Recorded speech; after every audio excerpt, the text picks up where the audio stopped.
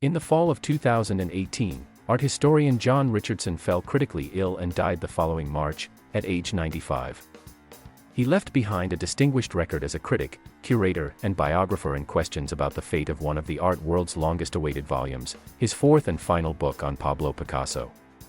Shelley Wanger, his editor at Alfred A. Knopf, explained during a recent interview that she and Richardson had been working on a typed manuscript that they would review together when she came to see him each week. By the time he was hospitalized, they had what she calls, essentially a finished manuscript, save for endnotes, illustrations, and some additional research. Richardson's A Life of Picasso, The Minotaur Years, which comes out November 16, completes a project he began more than 30 years ago with The Prodigy, and continued with The Cubist Rebel and The Triumphant Years. Like Robert Cairo's Lyndon Johnson series, Richardson's books have been a story of testing and rewarding the patience of readers and critics. Each volume took years to complete. The Triumphant Years came out in 2007. Each was praised in every way a biographer could ask for his prose and for his knowledge, for his singular appreciation of Picasso's achievements and, despite a personal friendship with Picasso and family members, for his willingness to document the artist's most troubling flaws. I think his are the most important of the Picasso biographies, says Picasso's grandson, Bernard Ruiz Picasso, co-president of the art foundation FABA, which includes some of his grandfather's works. He noted that Richardson benefited from knowing not just the artist, but Jean Cocteau and other friends and peers. He had a much larger, wider picture of what everyone was doing. It wasn't only facts, because facts can be kind of boring. What you have is accuracy and insight. The Minotaur Years covers 1933 to 43, when the Spanish artist was in his 50s and confronting the spread of fascism and Nazi Germany in Europe. He was ever impatient and in transition, exploring new styles and art forms, whether surrealistic poetry, the mythological drawings that give the book its title, or the epic anti-war painting, Guernica, his famous response to the 1937 Italian and German bombing of the Basque town during the Spanish Civil War. Picasso was also, as ever, in transition in his private life. He was estranged from his wife, the Russian dancer Olga Koklova, and spending much of his time with other women, notably the poet-photographer Dora Maar, who met the artist in 1935 and became his lover and inspiration for numerous paintings.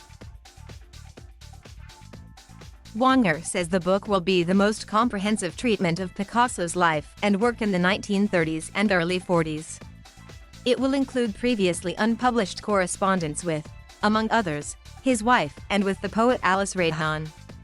Richardson also drew upon his conversations with Maar and with the son of Pablo and Olga Picasso, Pablo Picasso. The narrative will reflect an insider point of view that very few, if any, other writers on Picasso had, according to Wanger. One of the researchers for The Minotaur Years, Ross Finocchio, said Richardson was satisfied with the ending of the book.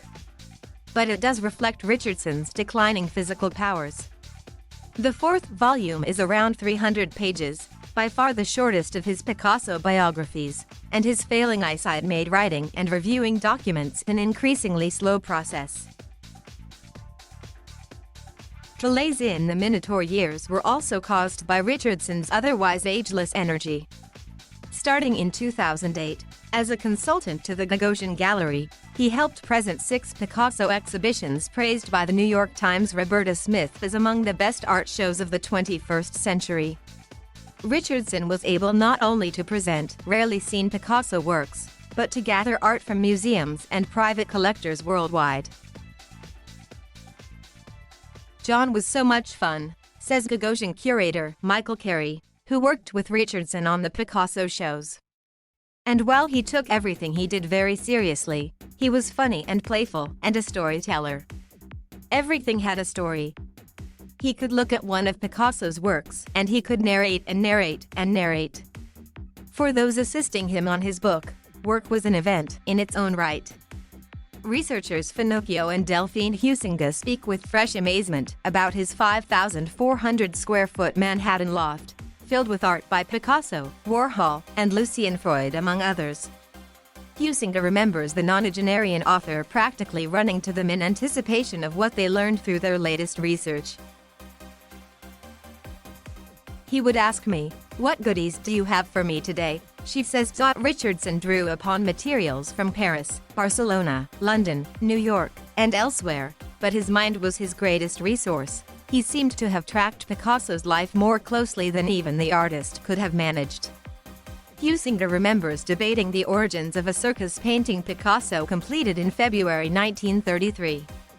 Richardson speculated that Picasso had attended the circus to help celebrate the 12th birthday of Pablo, whom Richardson recalled was born on February 4th.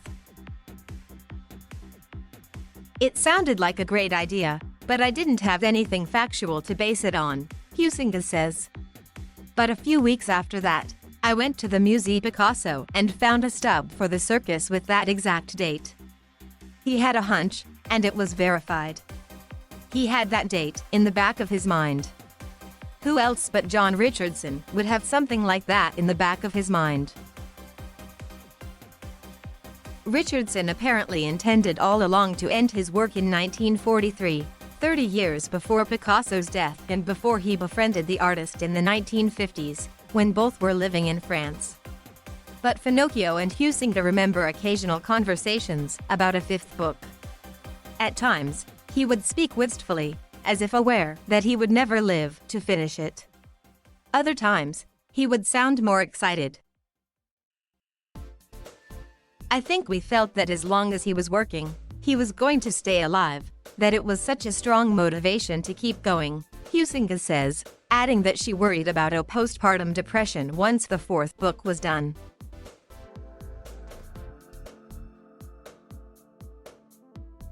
Thank you for watching. Please subscribe.